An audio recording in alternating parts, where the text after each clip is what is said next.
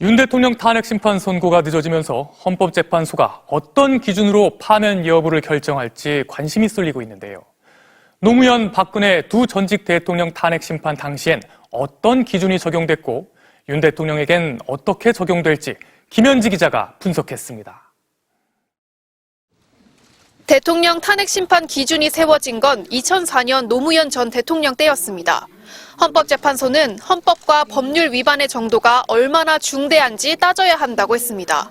헌법 수호 관점에서 용납할 수 없거나 국민 신임을 배신해서 국정을 담당할 자격을 상실했다면 파면할 수 있다는 겁니다. 헌재는 노 전 대통령의 경우 위반이 파면에 이를 정도는 아니라고 판단했습니다. 반면 2017년 박근혜 전 대통령에 대해서는 국정농단과 대통령 권한을 사적 용도로 남용한 것은 위반의 정도가 중대하다며 파면했습니다.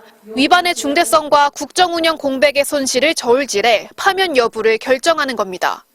윤석열 대통령이 2시간짜리 내란이 어딨느냐, 실제로 아무 일도 일어나지 않았다고 하는 건 중대성을 축소시켜 보겠다는 의도로 풀이됩니다.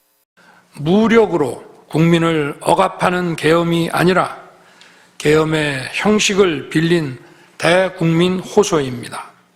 하지만 대다수 헌법학자들은 헌법기관인 국회에 무장한 계엄군이 난입한 하나만 보더라도 위반의 중대성은 넉넉히 인정된다고 보고 있습니다.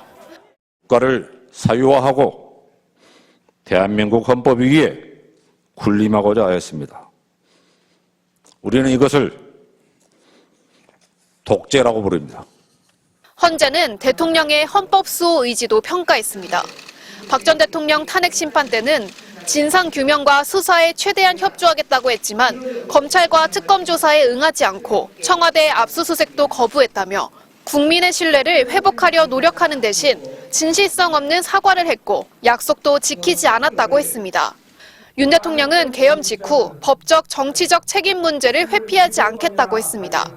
하지만 수사기관 출석 요구는 번번이 거부했고 법원이 발부한 체포영장 집행도 불법이라며 응하지 않았습니다. 서부지법 폭동을 일으킨 지지자들에게 마음이 아프고 미안하다고 해 윤 대통령의 헌법 수호 의지에 대한 의문은 더 커졌습니다.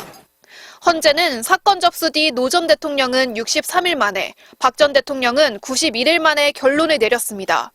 하지만 윤 대통령에 대해서는 106일째 침묵하고 있습니다.